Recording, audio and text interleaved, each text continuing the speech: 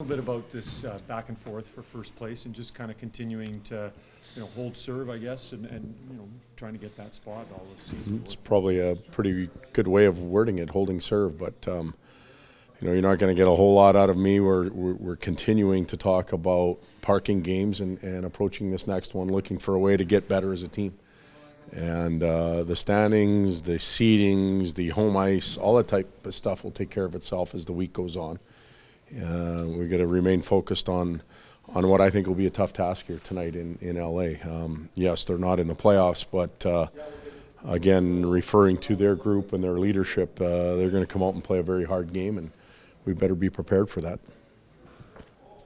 Do you have any opinion on this Olympic thing?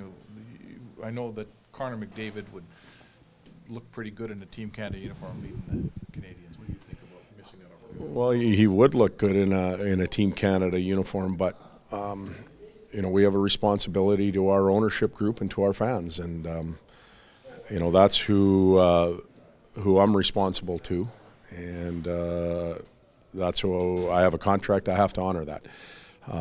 With that being said, we've got so much going on here right now with playoffs and getting prepared and focusing on what we're doing today that I haven't put a lot of thought into it. You haven't won in this building in a long time.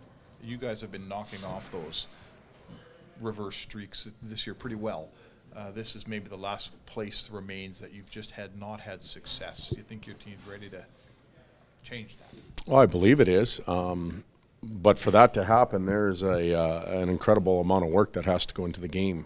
They play very well here.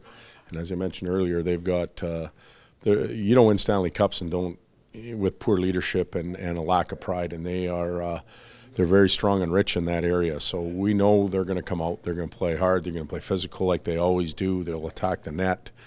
And it's a good test for our team. We've got to be prepared to play in that type of environment, not only tonight, but moving forward. What are the reasons that they've beaten you regularly here? What are the things they do that this team wasn't as equipped to handle, and has that changed?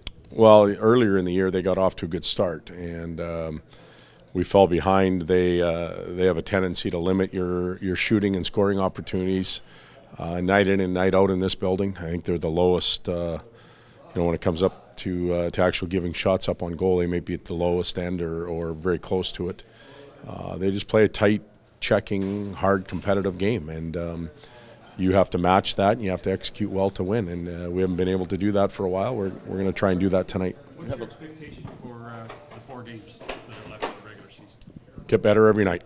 That's been the theme we've been going with. Park the previous, move on, prepare, play, and get better. We want to be on the upswing going into the playoffs. Some would say we're there now. I don't believe that. Despite our record, I think there's areas that we have to improve on.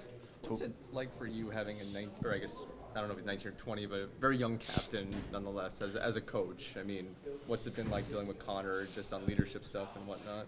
You know what? You never put that moniker of age on him. It's just because he's so mature. He's like dealing with, with Joe Thornton or Joe Pavelski, Patrick Marleau, Henrik Zetterberg, those type of guys. Yet he is 18, 19, 20 years old. 20, I guess. He's not all three ages at the same time. 20. He could be if he wanted to.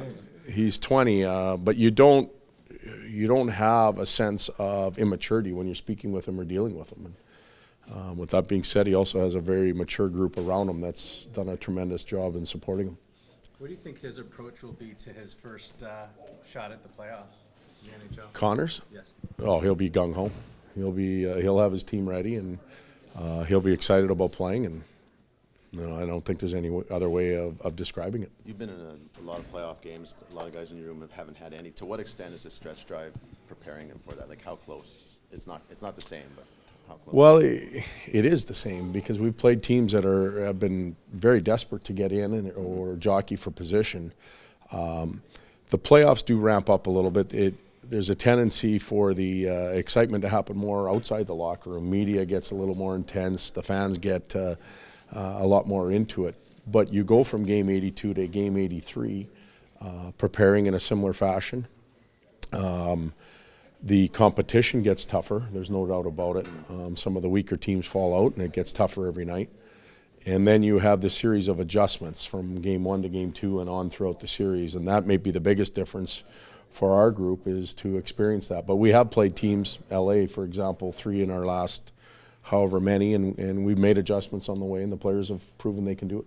In that sense, has it been encouraging to see Connor take his game? I mean, we didn't even know he had another level, but he has taken it to another level during a time where he is playing desperate teams, where he is playing teams that are fighting to get in, and you guys are pushing for a division. Well, it's encouraging when your leader does that, because everybody else, picks up their socks as well, and it's almost expected of him. It's not a surprise. It's not a holy wow, look what's happening moment for our organization. He has been.